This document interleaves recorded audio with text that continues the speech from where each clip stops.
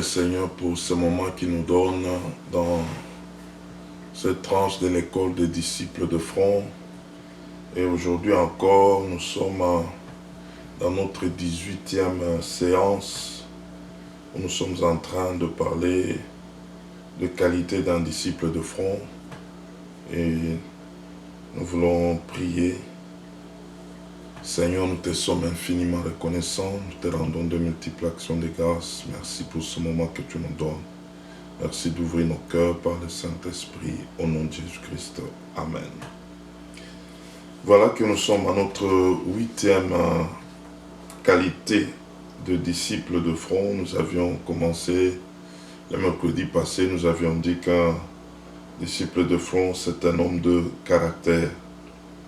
Et nous avions dit, il y a 2 points qui forgent un caractère.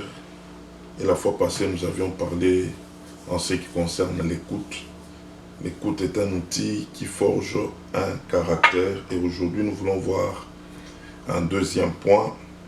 Et avant d'y arriver, nous voulons lire, nous prenons Philippiens chapitre 2, versets 5 à 8.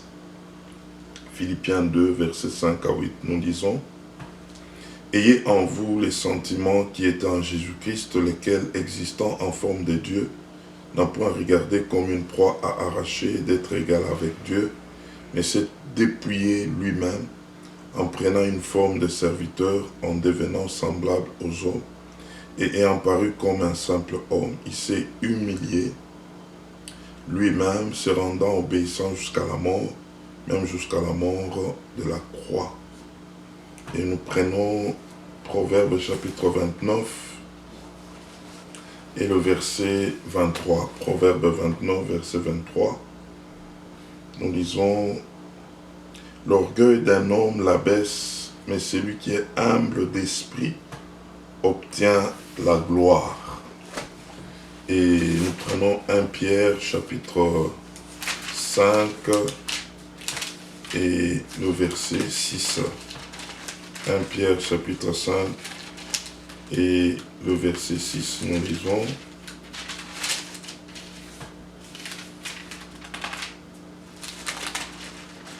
« 1 Pierre chapitre 5, verset 6, nous lisons: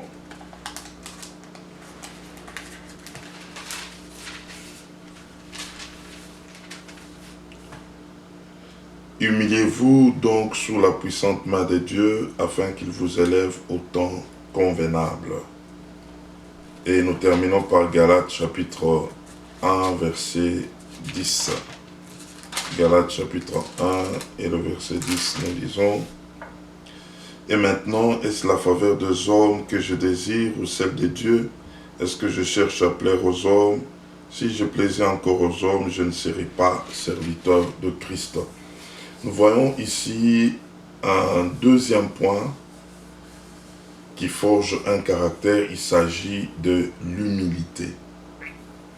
L'humilité forge un caractère. Un homme de caractère est censé être un homme humble. Et en fait, beaucoup de gens définissent souvent ou assimilent souvent l'humilité à la faiblesse. Mais en réalité, l'humilité, c'est toute une force, je dirais même une force tranquille. Et donc, un homme humble trouvera toujours l'approbation de Dieu. Car, en réalité, Dieu est à la recherche des hommes humbles afin de gagner le monde. Parce que l'humilité renferme tout un caractère. Et l'humilité, c'est un état d'esprit, c'est un état de cœur.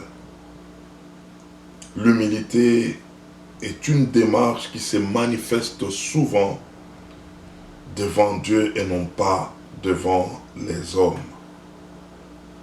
Car c'est par l'intérieur que nous avons cette qualité qui forge un caractère, l'humilité. Et ici en Philippiens, nous voyons le Seigneur, lorsqu'on le présente, on nous dit, il était Dieu, il était égal à Dieu, mais il n'a pas regardé cela comme une proie à arracher, mais il s'est lui-même dépouillé. Il s'est rabaissé jusqu'à devenir égal à l'homme, jusqu'à devenir un serviteur, et jusqu'à être obéissant, jusqu'à mourir à la croix. Pendant qu'il y avait cette qualité en lui, il y avait cette force en lui, il y avait cette divinité en lui, mais il a commis cela en quarantaine, quand bien même il était fort, mais il n'a pas utilisé cette force pour résister. Il s'est laissé et il a accompli la volonté de Dieu par l'humilité qu'il animait. Et donc, lorsque nous voyons cette dimension de l'humilité, nous voyons que c'est quelque chose que Dieu lui-même est en mesure de voir et même de remarquer si tel ou tel est humble ou pas. Parce que comme nous l'avons dit, c'est tout un état d'esprit. C'est quelque chose qui se manifeste dans l'homme, dans l'intérieur de l'homme, et non pas à l'extérieur. Ce n'est pas dans les attitudes de quelqu'un qu'on peut voir, il est en train de s'apitoyer, et quand on le regarde, il a un visage baissé. Ça n'a rien à voir avec l'humilité. Selon Dieu, ici nous voyons, c'est tout un état d'esprit. Et donc, nous voulons comprendre, et d'ailleurs par notre Seigneur Jésus-Christ, que c'est quoi l'humilité en fait. Premièrement, nous voulons dire, l'humilité c'est soumettre à Dieu. C'est-à-dire quelqu'un qui est prêt à faire la volonté de Dieu, quel que soit le prix à payer. Il veut à tout prix accomplir ce que Dieu veut, sa volonté. Regardez notre Seigneur Jésus-Christ. Lorsqu'il a commencé à prier, il a vu là où il devrait aller. Il a vu la croix. Il pouvait prier en disant, « Oh Dieu, si tu peux éloigner de moi cette coupe. » La chose qui m'attendait, c'était une chose difficile, si tu peux l'ôter de devant de moi. Mais il a regardé cela et voulant faire la volonté de Dieu, il pouvait lui dire que ta volonté se manifeste et non pas la mienne. Le Seigneur pouvait chercher à faire que la volonté de celui qui l'a envoyé. Il a voulu à tout prix se soumettre à ce Dieu. Un homme humble, il se soumet à Dieu. Et il est prêt à faire la volonté de Dieu. Souvent, ce n'est pas chose facile quand on parle de la volonté de Dieu. Et d'ailleurs, il y a de ceux qui se mettent à faire la volonté de Dieu et on peut même se moquer d'eux.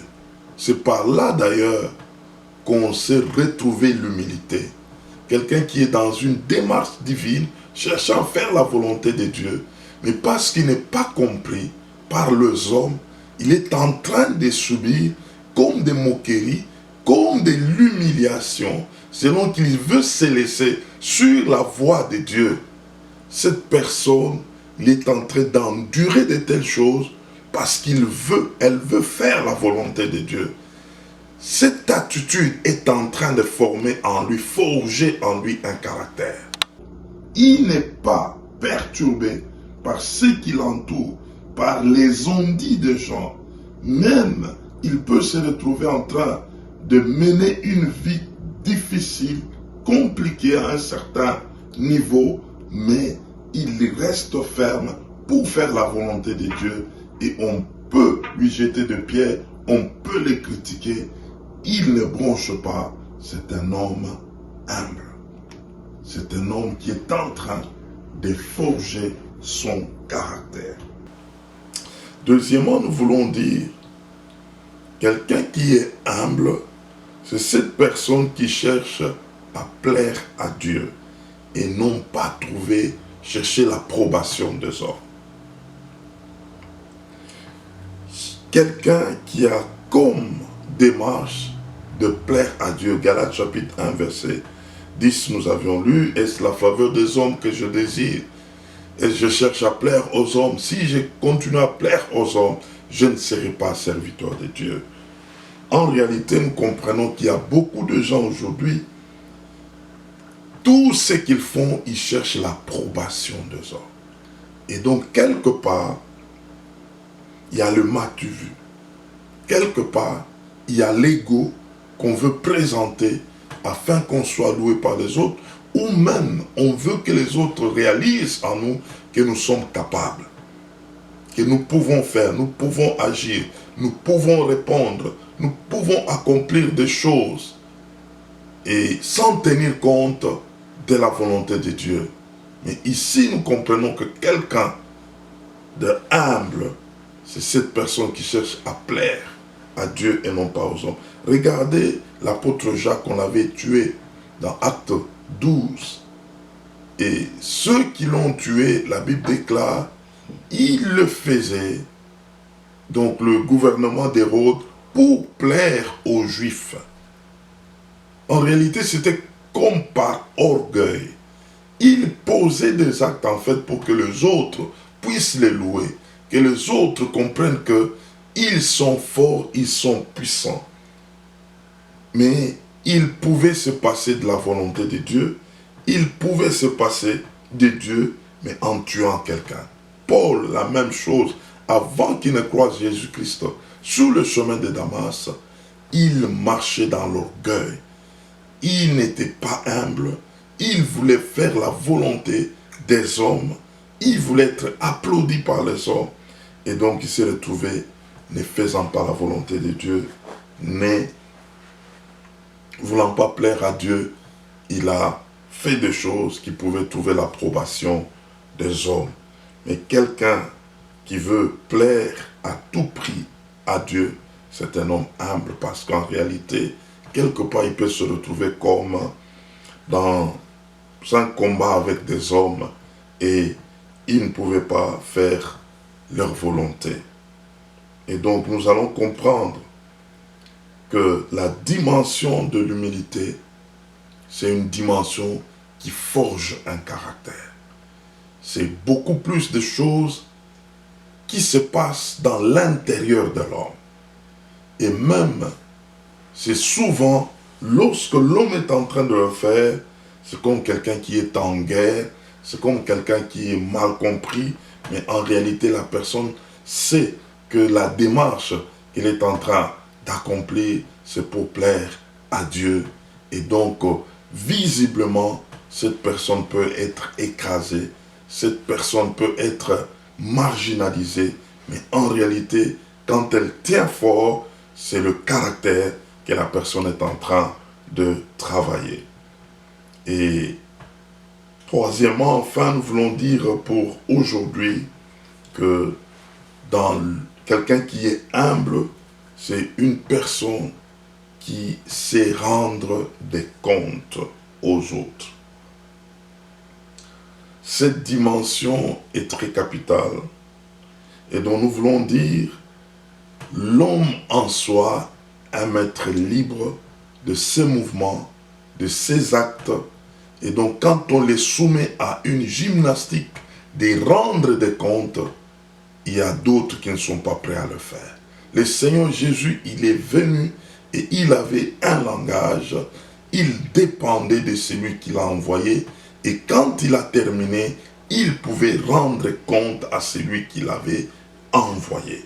Et donc le fait de rendre compte, la culture de rendre des comptes, c'est une culture qui détermine l'humilité. C'est comme pour dire, je ne suis pas libre, il y a toujours quelqu'un qui est au-dessus de moi, devant qui je dois rendre des comptes. Aujourd'hui, pourquoi il y a des gens qui font des choses comme ils veulent? Parce qu'en réalité, ils se prennent comme des super-hommes. Devant eux, ils ne voient personne. C'est pourquoi ils peuvent agir comme ils veulent. ils peuvent agir avec violence, ils peuvent tuer, ils peuvent briser de choses, mais en réalité parce qu'ils se voient libres de leurs mouvements, de leurs actions.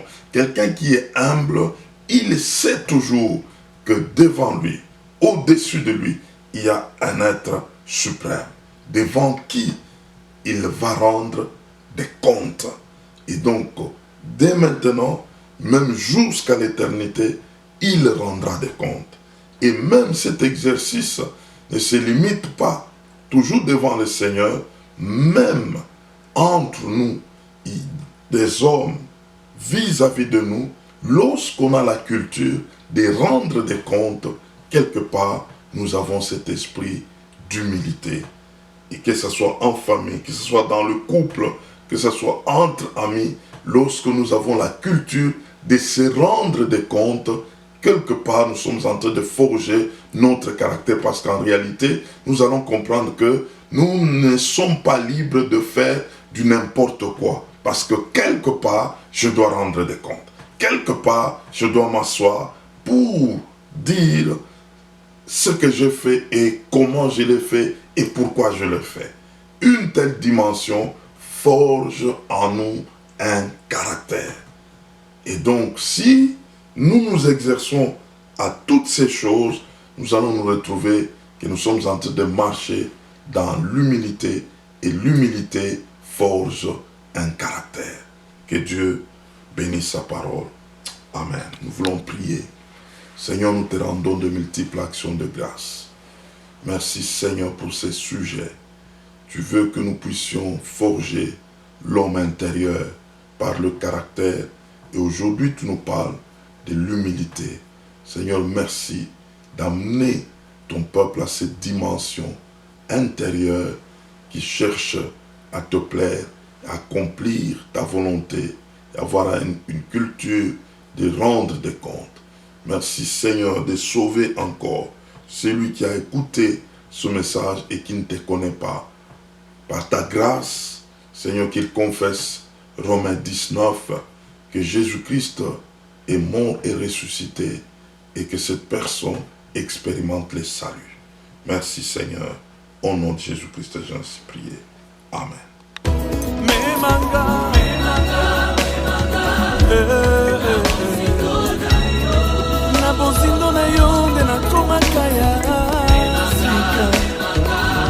Manga